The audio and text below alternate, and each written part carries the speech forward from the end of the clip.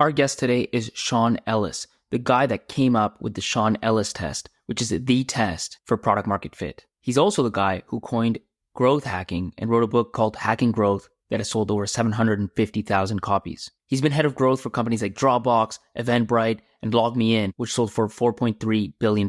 Today we go deep and tactical with him. He takes us through how to use the Sean Ellis test to perfectly measure and understand product market fit. He takes us to case studies of things that he did at LogMeIn and Dropbox to dramatically increase growth. And he shares exactly what you can do to drive more referrals for your startup. Welcome to the Product Market Fit Show, brought to you by Mistral, a seed stage firm based in Canada.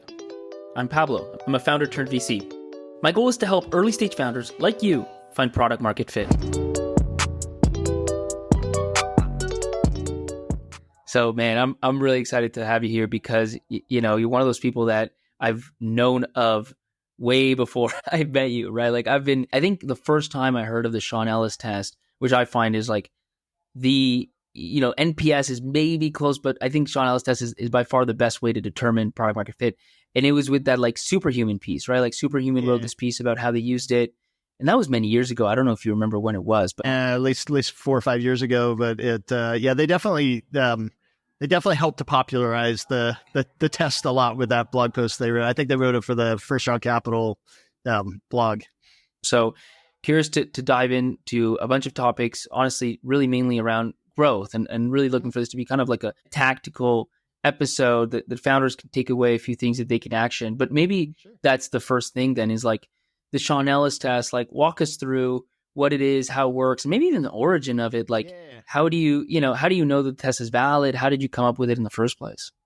Yeah. So, I'll give you the origin based on kind of where I was in my career at the point I came up with it. So I had just come off of my second company where I had run marketing actually for both companies. So, both of them had listed on NASDAQ, great outcomes. And I was thinking, I'm a more realist. So I'm like, okay, so which companies were they? First one was a game company called Uproar.com, launched in the mid 90s, so 1996, and we became a top 10 website in the world. But like I had no marketing background when I went into it, and was essentially just kind of like figuring. And I was originally hired to sell advertising, but we didn't have any users on the product. And so I was like, no one wants to advertise on a product with no users. And so the CEO gave me an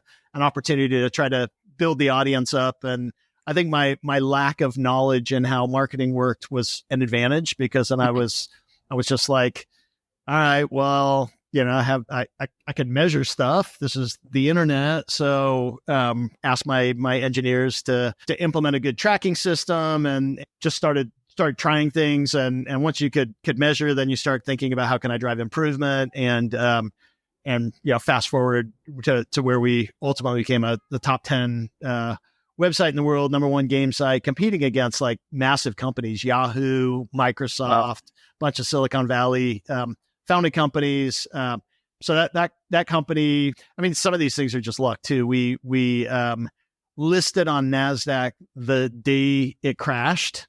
So in 2000. And so we raised like $200 million. And before we had a chance to waste any of it, we knew that the markets were closed to raising more money. So then we were able to kind of roll up the space a bit more. And that was part of our growth. But the same founders then founded LogMeIn after we sold that the game company to Vivendi Universal in 2001, and then a year or two later founded LogMeIn. So LogMeIn, remote access software you could install on your computer and then control it from any other computer. And LogMeIn eventually sold for $4.3 billion. I ran marketing there through about 100 million active devices connected into the system. And so after I left LogMeIn, I was like, okay, statistically, whatever I work on next is going to fail. So a bit of a pessimist, but I was like, all right, so if it's going to fail, why is it going to fail? Like, I'm pretty good at marketing.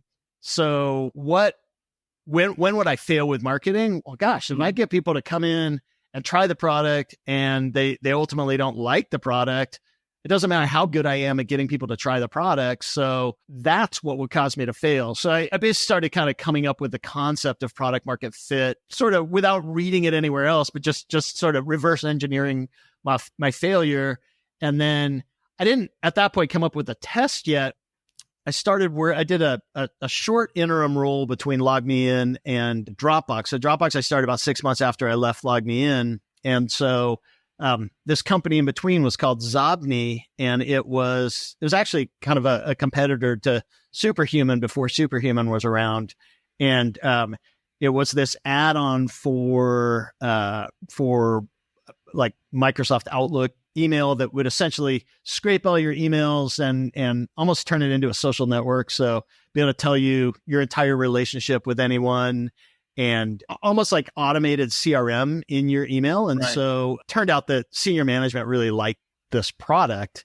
And so the typical thing you would do is ask like a customer satisfaction type question. And so I was thinking, I don't want to act like senior management, how satisfied they are with the product, because any good manager is never satisfied. And so I'm going to get a pretty disappointing answer back. So I'll reverse it and ask them, how would they feel if they couldn't use the product anymore, just to try to get like a more honest, visceral answer out of them. And if they really care about this product, they're going to tell me they'd be very disappointed without it. And so that was the origin of me coming up with the question. I started kind of sharing the insights of the answers to that. For anyone who's not familiar with the, more commonly called Sean Ellis test now, is very disappointed. Isn't that weird, by the way?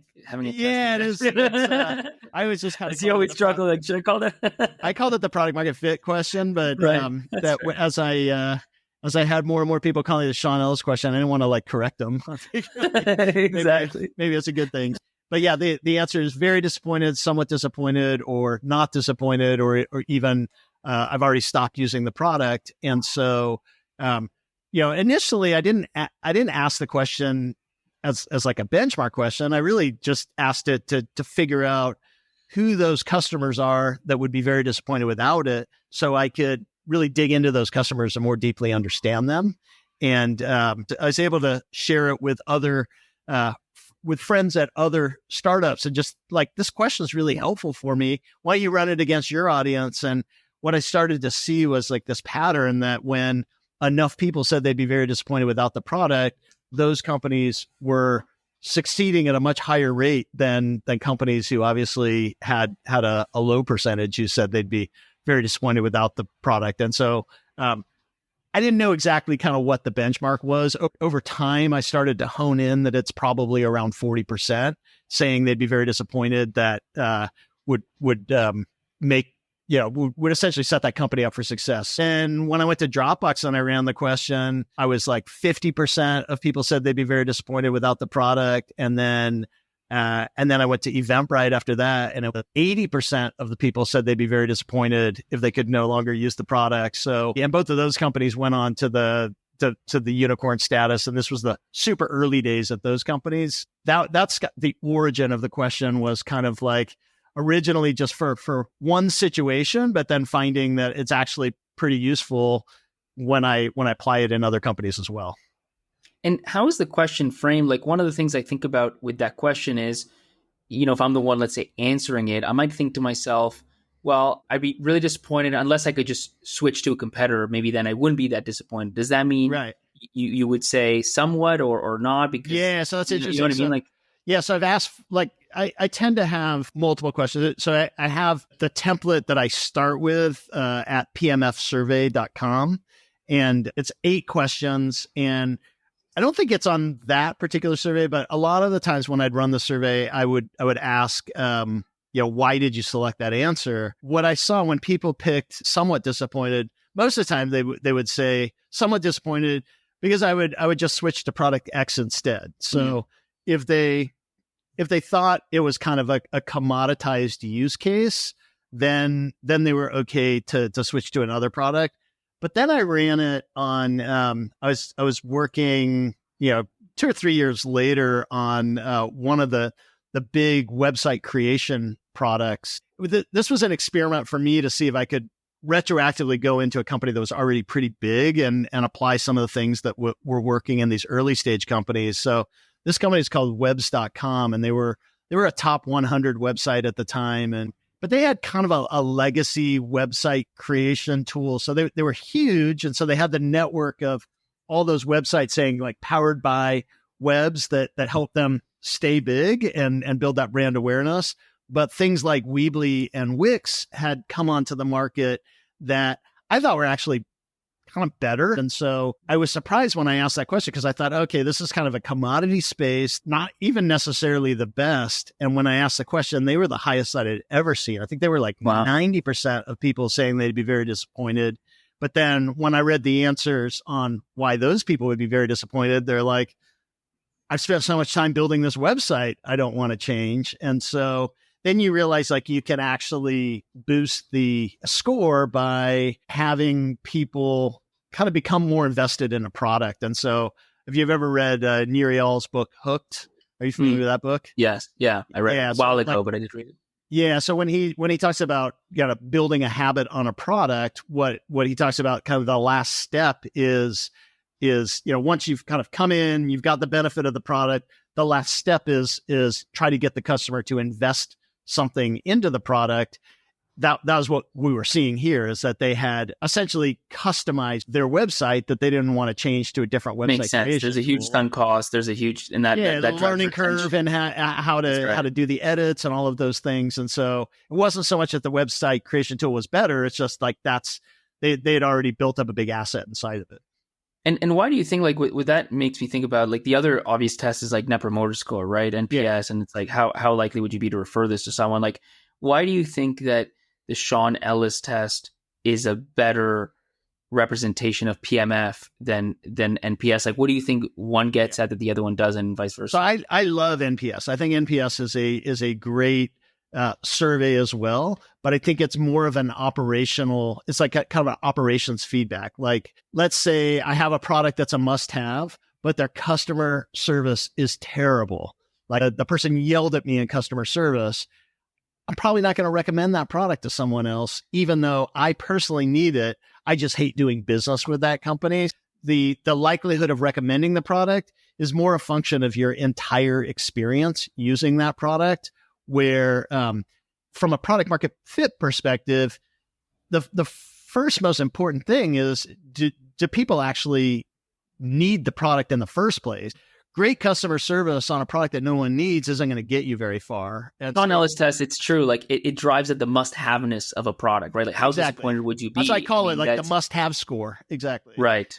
That makes total sense. And so you're looking for, let's say, 40%. I guess the question is, what do you do with that? Like, you're a founder, you run this test, you get something. Maybe it's 30%, maybe it's 50%. What's your next step after that? I'll give you an example. So on exactly how I used it to get to product market fit. So I had, right after Eventbrite, I worked on a product called Lookout, which is a mobile security product. And I committed to a 6-month interim marketing VP growth role with them. And I ran the survey, and only 7% of the people said they'd be very disappointed without the product. I'm like, why? I should have probably run the survey before I committed to 6 months. But okay, I'm committed to 6 months. We were able to get it to 40% in 2 weeks. So based on what we learned from the 7% who said they'd be very disappointed, the changes that we made, the next cohort of people who signed up and were surveyed 2 weeks later, were at 40%. 6 months later, it was at 60% of all people saying they'd be very disappointed. And the company hit the $1 billion valuation, I think within 5 years. And so what we did was we studied the feedback from the 7%. So that's why a lot of times it all starts with, I just need one person to tell me they'd be very disappointed without the product. That means that I found someone who really needs this thing. And so then I want to dig into why. How are they using it? What problem are they solving with it? What benefit are they getting? How did they used to do that? Is it a new need, or is it a need that they used to solve with something else? And then, why is this better? And so in this case, with this company, we we found that this was 2009. So it was kind of, most of this stuff is built into, or all of this is built into smartphones now. But at that time, there was use cases like within this product, we'd back up your smartphone. We had a system to help you find your phone if you lost it. So you'd be able to see it on a map and make it send a sound to you. If you, all these things that we're used to in with our phones today. It also had firewall, so protect from intrusions, and then antivirus. And so what we found was that the people who said they'd be very disappointed without the product, they were all focused on antivirus. It was for them, they were used to protecting their computers from viruses, and it just was a natural leap for them to say, I need to protect my phone from viruses. And so how did we then use that information to drive the improvement? By basically repositioning the product, not as a general mobile security product, but as a, protect your phone from viruses, and with the benefit of you're going to have the peace of mind that you're not going to have a virus on your phone. That creates a filter for people who essentially hit the web page. Not everyone's going to convert when they see that message, but anyone who converts it, we know based on the feedback from our existing customers that they're much more likely to consider the product a must-have if that's the message that they're converting for. And so I'd say that's a really typical mistake I see a lot of companies make, is that they A/B test their messaging for maximum response, where ultimately, if people are converting on something the product's actually not good at doing, or something that's not that important, you're not converting the right people. And so that probably got us halfway to the target 40, was just changing the message. Now we're converting the right people. Yeah, I don't think we significantly improved the sign up conversion rate when we did that, but we didn't really hurt it either. But even if we'd slightly hurt it, it would probably still have been worth doing. And then because now we're getting the right people on the right promise.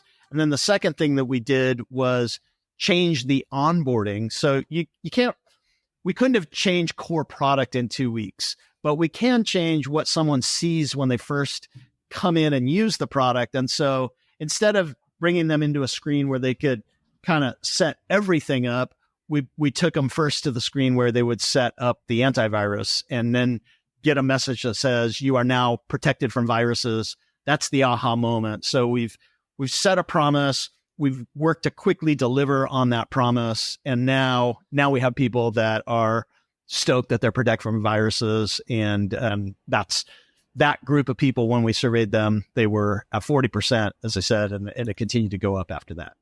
And would you say that's common, which is that you run this test and then your goal isn't to take the somewhat disappointed and make them very disappointed? Your goal is actually to understand who and why, like who's very disappointed and why, and go get more of those. So, I mean, there's a couple of different ways to go with it. For me, with my marketing background, I always kind of took product as like a fixed asset somewhat. Right. And fixed variable, yeah. Okay, how do I put the best shine on this thing? And so, and then the other benefit is like changing positioning, changing targeting is relatively fast. Changing core product could take months or years. That's right. And so, there is some benefit to this approach just in general. But again, I was looking at it more through the lens of a marketer. What's interesting with the Superhuman article that you mentioned, it's the benefit of putting something out like this survey. I had blogged about it quite a bit before they put that out. Our book came out before they put that out, which talks about the survey as well. But that you get people who start to figure out different uses and ways to act on it. And so I never really thought about how, to me, either someone would be very disappointed without the product, or I'm just going to forget about them and ignore them. And so, but they essentially said, okay, because my fear, I'll back up a little bit. My fear is always that, like, if I try to fix it for the people who don't love it, I'll break it for the people who do love it. Right. So I was just a little bit nervous of doing that. So the way they reconciled that, which is great, is that they use the survey to figure out what that must-have benefit is. And and again, reposition on that. So they get all the benefit that I just talked about of now having that filter of bringing the right people in, streamlining the delivery of that core benefit. But then they said they studied the people who said they'd be somewhat disappointed and segmented that group into people who said they'd be somewhat disappointed who were also focused on the right core benefit. And so they're not trying to change it based on all the feedback from those somewhat disappointed users. They're really only focused on the people who are focused on the benefit that creates must-have users.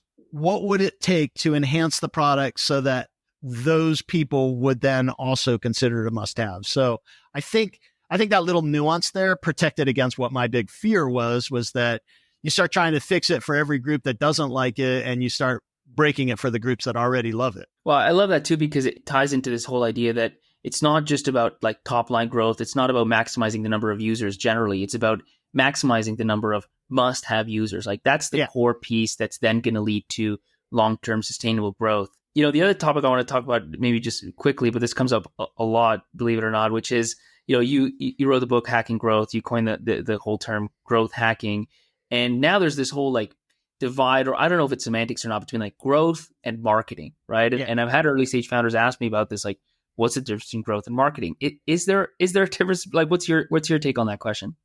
I think for a super early stage company, maybe there's not much difference. That you probably don't have the luxury to have a marketing team and a growth team. So you're really having a small group of people who are just thinking about how do we grow this business. But over time, marketing is just one of the levers of growth. And that probably the more important lever is actually product. But product people tend not to think in terms of units of creating must-have users. They think in terms of roadmaps and features, how do I improve the product long-term based on feedback from my customers? You know, or maybe it's like I might capture a new market that I'm not getting if I add this feature, but it's all about kind of new feature development, where I think the role that product can have in growth, those are all important things, but what the role that product can have in growth as well is how do I have first-time users have a great experience with the product? And that's a huge part of making marketing work. And so if first-time users, there's this great promise on the product and it's super compelling, you get people signing up, and then the product's just too hard to use for a first-time user, you're not going to grow. The marketer's going to fail. And most product people aren't really oriented to thinking about that. And so ideally you want to have someone thinking about particularly what is that first user experience like. And so in an early stage company, might not be that hard to get the product team focused around that and the marketing team kind of working together. But as companies get bigger, silos grow, teams get more specialized, their own set of KPIs, and then that first user experience with the product kind of falls into no man's land, and most companies fall well short of their growth potential as a result. And so ideally what you want to have over time is a growth team layer that's kind of cross-functional, that sits on top of, that does not own marketing and doing growth, because now if they own marketing, then they're essentially, and I came across this as a VP of marketing a lot, they do not want the VP of marketing, the product team does not want the VP of marketing telling them what to do. And so it's just like normal egos, and I know better, I'm a product expert, you're a marketing expert, you stay in your lane, I'll stay in my lane. But the truth is one customer experience, and that you need this cross-functional collaboration to get the handoff right. And so a growth team that sits and looks at everything from how do I acquire, convert, engage and retain, drive referrals, even get monetization right in the product. Any improvement in any of those areas is going to accelerate growth. And so having a growth team that's essentially looking at the full engine of growth and is able to own none of them, but influence all of them by collaborating with the teams that own it, I think is the model that's proven to scale the most effectively. And so in a super early stage company, growth and marketing might be the same thing, but pretty soon you're going to want to split those out, because eventually growth is going to hit a wall if they start trying to tell the product team what to do if they also own marketing. Makes sense. But, growth feels like it's a bit more kind of cross-functional. It's a bit of a mindset that spans the whole kind of organization, whereas marketing is its own department. Do you also see a difference between almost like, I don't know if this is the right way to do it, like old school versus like new school marketing? Like I think of old school, for what it's worth, as like branding, social media, PR, like things that you do to like get general awareness. And growth hacking to me, at least colloquially, is the sort of things like Airbnb did, posting on Craigslist to get in front of the right audience, in a really low friction way. Or I've heard people doing crazy things with like emails, and I don't remember the exact example, but just finding the right way to craft the right emails to the right person and just to drive conversion. Like these kind of like little things. Is there a difference there kind of between the mindset of old school marketing and maybe the more data driven kind of new school marketing? I think there's there's definitely like a creativity difference on that. But at the end of the day, like the Airbnb and a Craigslist hack still was a customer acquisition tactic. So it still is essentially sat within the responsibility of marketing, but required kind of engineering insights to be able to pull it off. And so most marketing teams don't have the engineering insights. So even in that case, you're going to want to have kind of the skill sets there, and even the insights might not be enough. It's also the skills to execute that. So yeah, I think there's to some level is sort of like what is the right way to do customer acquisition, like big old school consumer businesses that, they're really good at what they do. The Procter and Gambles of the world, the beer companies, they're really good, but the cause and effect of like, what's the ad that got someone to walk into the store and buy that thing? It's really hard to make that connection, but they have enough money that they can throw a lot of stuff out there and maybe, do some things in some zip codes and not in others, and start to see a little bit of what works and what doesn't work. And a lot of it is awareness building and kind of, brand affinity. Startups don't have that luxury. The average person sees 4,000, 5,000 advertisements a day. There's no startup budget that is going to break through 4,000 to 5,000 advertisements and actually create some awareness for your product. And when I first got to Silicon Valley, having a couple of big successes under my belt, and then especially once I had Dropbox under my belt as well, I had a lot of VCs reaching out and making introductions to their portfolio companies. And whether it was the VC or the CEO said, like, we need help building awareness. I was like, no, you don't. Like, awareness building is not how you are going to build a business. And so to me, while the average person sees, 4,000, 5,000 advertisements a day, they are, how many new experiences do they have with products in a week?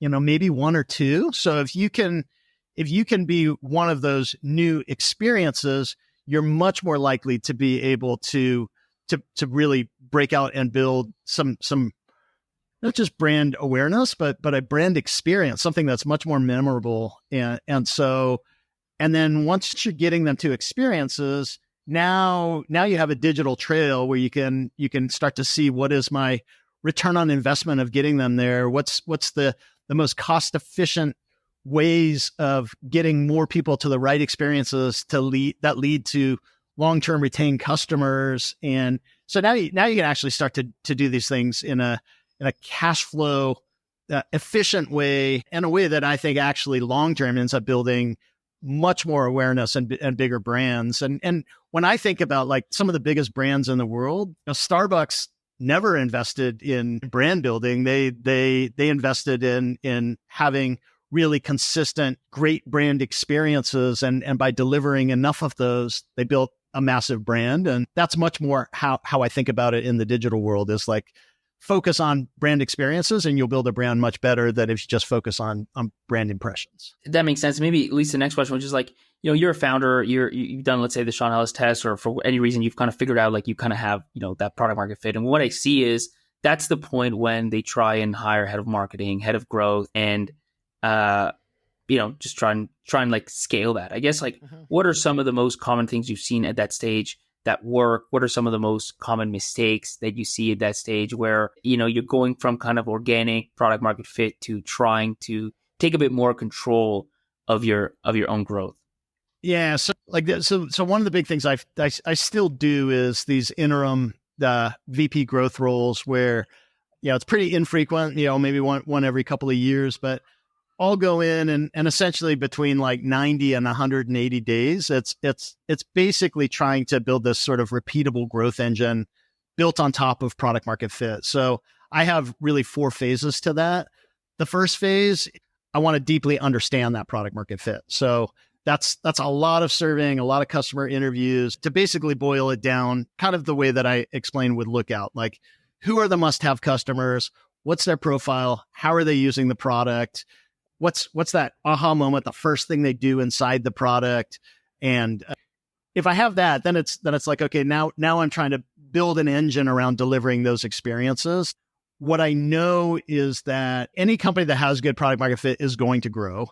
And as it grows, it's gonna start to specialize and it's gonna get siloed. So I have to, as quickly as possible, create this kind of cross-functional growth mindset that will persist through that desire for specialization and becoming more siloed. And so within the first couple of weeks when I start with a company, then I'll do an all-day session where I'm sharing that product market fit information.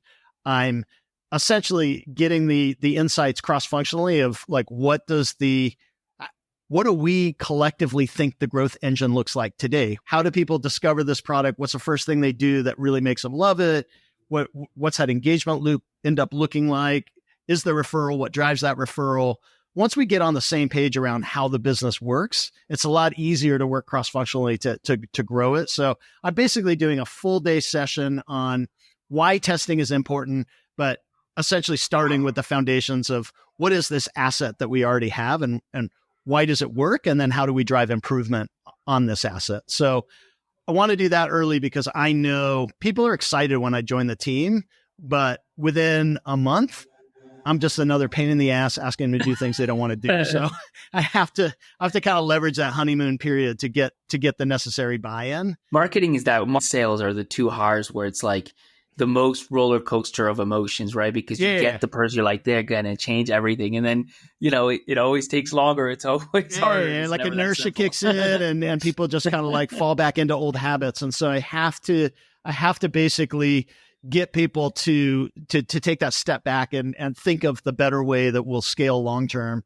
And then the next phase for me is just like really optimizing everything around product market fit. So speed to value, basically through the full day session, we're identifying those high leverage opportunities, brainstorming some, building some ideas, but it's essentially running kind of focused testing campaigns around the biggest opportunities for getting the right people to the right experience and optimizing engagement loops, optimizing referral loops.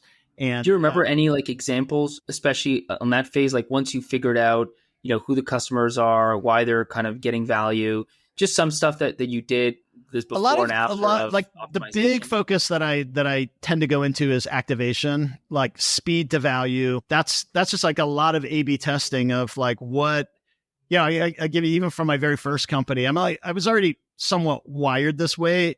Like, you could look at the funnel in a gaming company and say, okay, so people see a banner advertisement, they click on that banner advertisement, they see a form, they fill out the form, they then or go in and start to play some games. And that's how all our competitors worked. And I thought, why are we delaying the actual beneficial experience, the fun experience that long?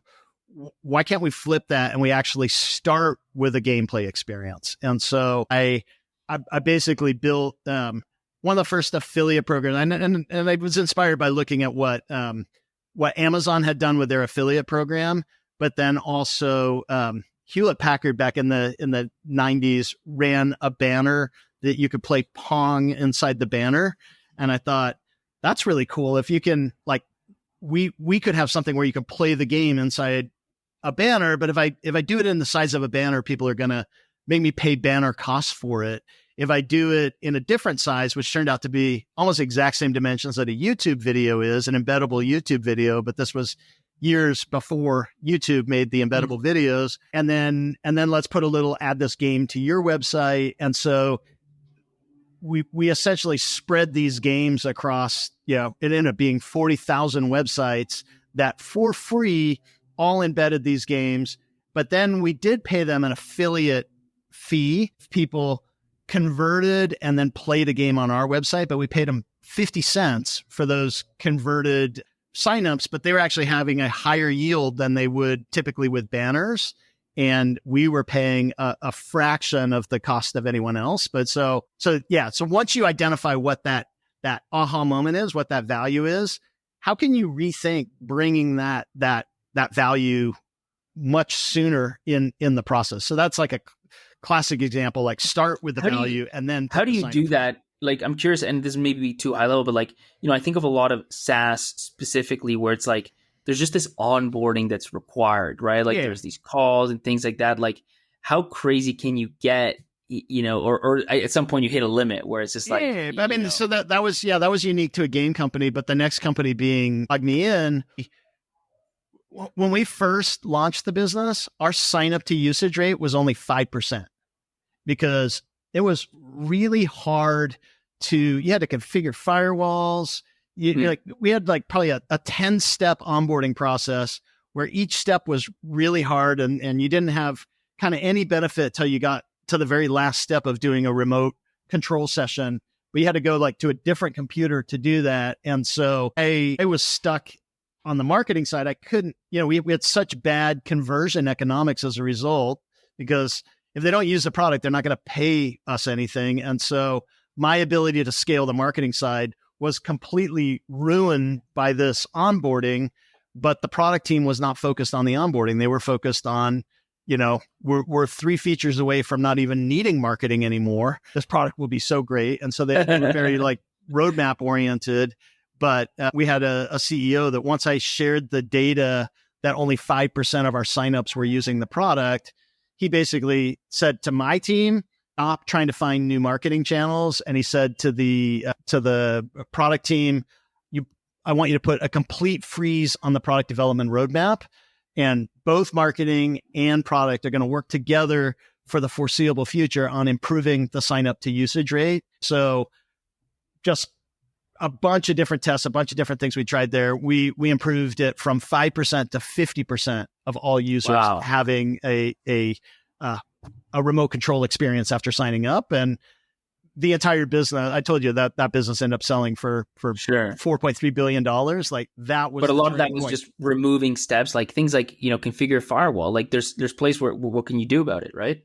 Yeah, but then like part of it is in the design of the product that we could make that easier. We even had like theories, because when we had the game company before, it did not require software downloads. So we thought, maybe it was just not realistic that downloadable software can't get into the millions of users that we're hoping. But then they were like, are there any counterexamples to that? And we thought, the instant messengers are there. Let's go study what their download process looks like. And so we got some inspiration from their download process and ran tests based on that. And that gave us some more ideas. But really, like with anything, if there's enough desire, people will walk through fire to get to a product. So how do we kind of keep that desire level up and then just keep reducing the friction to get someone to that first experience with the product? And so, it was a whole bunch of little tiny tests that ultimately made it much easier to get started with a product. So I took you a bit on a tangent there. I think you were on like the third step of your 4-step process. No, but you get it. Like that's really what the third step is all these things that actually make the business growable. And there's some channel discovery that fit in there as well. But it's like, how do I optimize, get that low hanging fruit in each of the key levers, from acquisition, activation, engagement and retention, referral, get the revenue model right. I'm spending, 2 or 3 months just focus on running that optimization. And again, that's a lot of cross-functional stuff. So that's why I needed to have the session up front to get the buy-in to be able to do that. And then once the system is working pretty well, and we've identified 2 or 3 channels now that are working on customer acquisition. And again, those channels are going to be super dependent on our ability to convert, monetize, and retain customers. Then I can start figuring out, okay, what's the long-term way to scale and optimize this business? Not scale and optimize, but just systematize the scaling of this business. And that's when I start to transition to a long-term head of growth and helping with the plugging that person in, and just, what are the monitoring reports to seeing what's working? How do we continue to run testing across each of the key levers of growth? But really, a lot of it starts to lean more on the manage and scale the marketing side of things. But that is going to sit in the marketing team. The last thing I wanted to touch on, because for me, when it comes to growth and marketing, like, I could be wrong, but for me, like, the most powerful thing is if you could get word of mouth. Like, consistent word of mouth marketing is just an amazing thing. And a lot of that is kind of these referrals, or like to the extent that the company's trying to get that word of mouth to go, a lot of it is kind of this focus on referrals. What tactics have you seen that work? Because a lot of times, like, just talking to founders, like, okay, we get some referrals, that we just need to get more. And there's almost like this wall you hit on, like, there's the stupid things you can do. I'll give them a coupon if you're a customer. I'll give you month 3, like these kind of trades. But I don't know, that always feels like, frankly, I rarely see that like really work and take off. So I'm just curious, like, what are the sort of things that you've seen that actually can have a meaningful impact on referrals? So it's kind of like the earlier conversation that you and I were having, where you talked about revenue is a function of doing a whole bunch of other things right, or even compared that to like happiness. You can't aim for happiness. Happiness happens when you do everything else right. In this case, really, like, the best way to drive retention and referrals is a great first-time user experience. And so every company that I've ever worked on, by far the biggest driver of new customer acquisition is referrals from satisfied customers. But they're doing that because they're having a great experience with the product initially. And so that, for a long time, I thought that was kind of the only way to do it. At LogMeIn, interestingly, I mentioned that we got to that point where we 10x the number of people that are reaching the usage of the product. Before doing that, I could only spend $10,000 a month on marketing, and I was just stuck. There was no profitable way to scale beyond that. I went because your LTV was too low, or like your cap was too just high. The economics, sort of thing, right? The economics didn't support. A lot of channels were not viable. But after those changes, I went back and tried the exact same things. Now they scaled to over $1 million a month with a 3-month payback on marketing dollars invested. But that whole thing only accounted for 20% of the new users we acquired. 80% were coming in through word of mouth, because so many people were having a great experience with the product. And so that just shows, like, we had no word of mouth. Our obsession on getting people to actually having a great first experience with the product unlocked all of this word of mouth. So I was afraid, to be honest, that at LogMeIn, I spent another 5 years at LogMeIn and was afraid to do anything tactically to try to accelerate that word of mouth, because I thought I might break it. And it was such an important part of our growth. When I got to Dropbox, we were early enough that I thought, like, it's worth the risk. That's risky, right? Yeah, but we already had really strong word of mouth at Dropbox before we introduced the incentives for sharing Dropbox. But once we added the referral program, where both sides, the referrer and the referring person getting referred would get 250 additional gigabytes of space, we saw like a significant increase in the referral rate in the product. So I think you can do tactical things to accelerate referrals, but I think most people are jumping straight to the tactical. It's like the same thing on like the tactical things to reduce churn. by the time you're doing those tactical things, you're dealing with people who've given up on the product. Like activation is the thing that is most likely to lead to long-term retention on customers and also most likely to lead to referral on customers. And so that's, again, a big part of the reason why I focus on activation. But I do think like there are some things like best practices of having a double-sided referral incentive can be effective, but I don't think it would improve referral rate on a product that has almost no referrals. Like there's something wrong in that case, and you can't solve that tactically. That makes sense. So look, we'll stop it there. I'll ask just the one final question, which is if you're talking to, an early stage founder who has, who has product market fit or getting really close to product market fit, what would be, what do you find is kind of your most common piece of advice around growth? Like, what do you find yourself saying, to founder after founder after founder?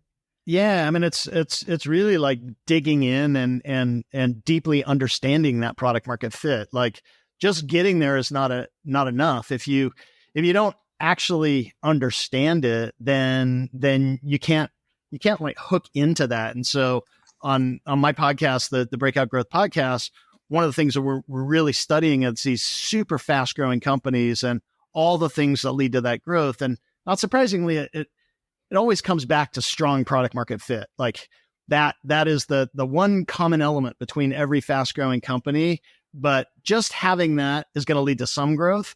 But if you can deeply understand it, get the right customers to experience the product in the right way, be really creative about reaching those right customers, reducing the friction of getting the people to experience it in the right way, getting them to experience it more often, then you build that wave that ultimately leads to really strong word of mouth, long-term retained customers, great monetization, and builds that strong business. And so driving all those improvements is going to require kind of that test learn process, but the test learn process without kind of a deep foundation of having product market fit and understanding that product market fit means that you're probably just being a little too tactical on the test learn process, where instead it's like every test you're running should be helping you better hook into that product market fit. Perfect. Well, Sean, this has been amazing. Thanks so much for taking the time. Absolutely. Thanks for having me on, Paulo.